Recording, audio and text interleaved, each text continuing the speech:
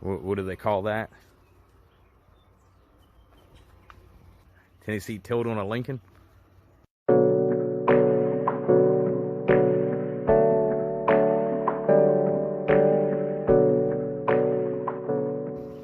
Welcome back, everyone, to another episode of the Parts Magnet.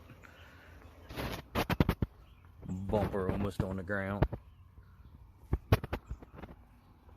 I think this might actually be against the law in Virginia right now because the rear bumper's 4 inches lower than the front bumper.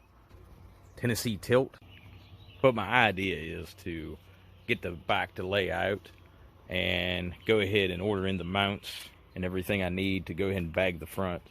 I believe I have a set of airbags laying around I can use. I've already been looking at the prices on a bag kit for the front. If you order a kit that's already pre-built for the car, it's about $200 to $300. And I was kind of looking at the $90 make your own.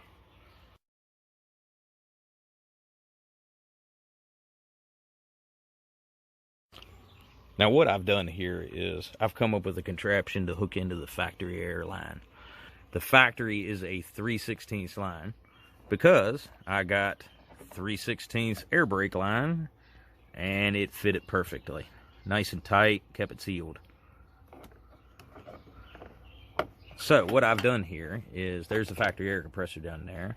This is a quick release. You just push in on it and slide the tube out at the same time. Kind of hard to do one-handed. But I've brought that up to a compression fitting and a T. And that compression fitting is not hooked tight to the factory one yet, because I am waiting on my dump valve to come in. But by doing this, does not alleviate the air that's inside the bags. The solenoids, which is the same thing I'm ordering for right here, are one-way solenoids. And they just open. So the ones in the back have a 12-volt in and a ground out. I found those two wires, one for each side. Now, looking through a wiring diagram and using my volt tester, these two wires in the center of this plug, which are a brown and white and a red and brown, or a pink and brown, really hard to tell on an old wiring harness. But the two in the center on the side that has 4. The other side has 3. This side has 4. The two in the center are the power in to the solenoids. So if you need to dump them, I found that this plug, which was a light that was broken, of course with the deck lid open, has 12-volt power to it. Can you hear that?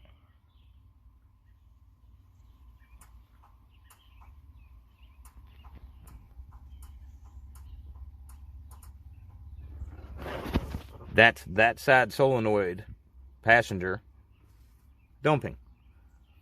I've used 2 jumper wires to connect the passenger and the driver's side together, and this wire to a power source. So to get this project rolling, I need some wiring. And instead of buying a relay separately, a plug harness separately, a fuse holder separately, a fuse separately, and a bunch of wiring, I just bought a Blazer One Light Quick Connect. All the stuff I needed. Figure I'd go ahead and show you what I'm doing here. I have cut the original wiring harness. I used the shorter piece. I cut the shorter piece, not the car's wiring harness. But I cut both of those, as you can see. And then I added in a black and white wire, which will be my power source into those. Now I gotta finish putting heat shrink tubing on and get some electrical tape on this. But just figured I'd show you what I did. I've got it wired up and all taped up.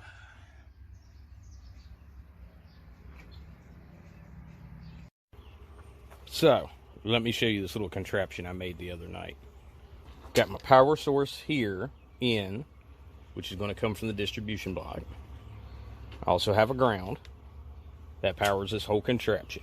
I have 3 relays, just normal 87A relays. This wire will come over to a electric valve here, which will replace this. We're waiting on that in the mail. These 2 wires right here will run all the way to the back of the car to the airbags. And then I have this that'll be going all the way into the car, hooked up to a momentary switch. I started thinking about this the other night, and I realized I had to add 2 more relays.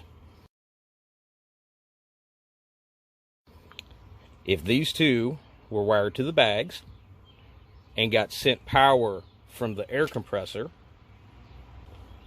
then that power would backfeed into these and would end up feeding my dump valve power. Electricity works just like water in pipes. So with this setup, if these 2 wires right here receive current back into them, they dead end right here. I got my wiring harness all installed the other night.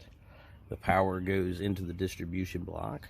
The ground comes over here to the factory ground. The blue wire is for my solenoid, which I just got in the mail today. The 2 white wires, which go to the bags, go all the way through the car. I drilled a hole down here in the firewall, under the trim, under the back seat, and into the trunk. The wiring for the switch comes through the firewall also, and I have it temporarily hooked up right here and not installed in the dash yet. I will wait to do that when I get everything operational. Now, after doing a little searching on eBay, I found this solenoid valve at a relatively cheap price. I think it was around 10 bucks. Came from an American seller. It's a really small hole in there though. Look at the dump side. The dump side's like even smaller. So hopefully this works for my application. It's a 12 volt. We'll see.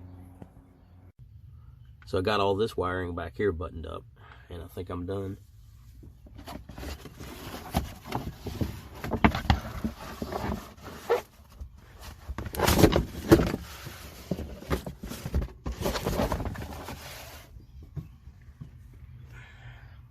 The next thing I'd like to do is to move that up front.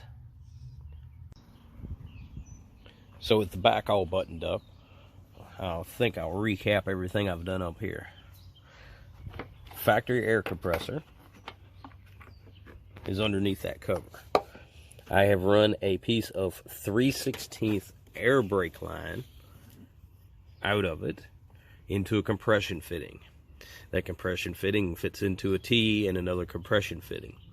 That compression fitting hooks up to the factory air line right here. Now, on this, I've come out and put a dump valve, which is run over to this relay. Now, when I flip the switch inside, it gives power to these and to this one. At that point, they all open. Let's try it out.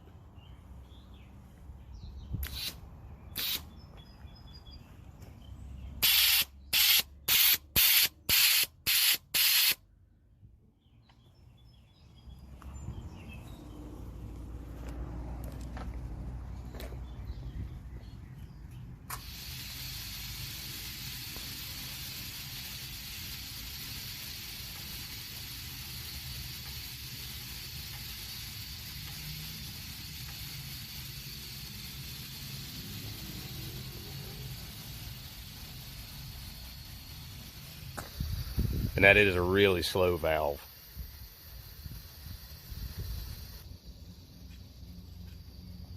But majority of the air is out of the system. As you can see, it is tuck and tire. And it is on bump stops.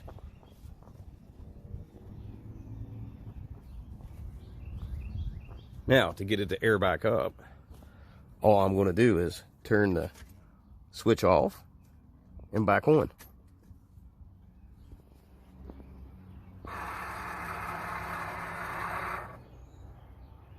Uh-oh.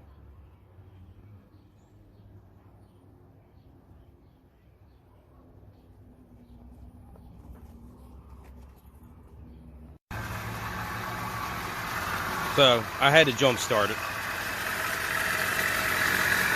but as soon as I did that, everything fired up like normal.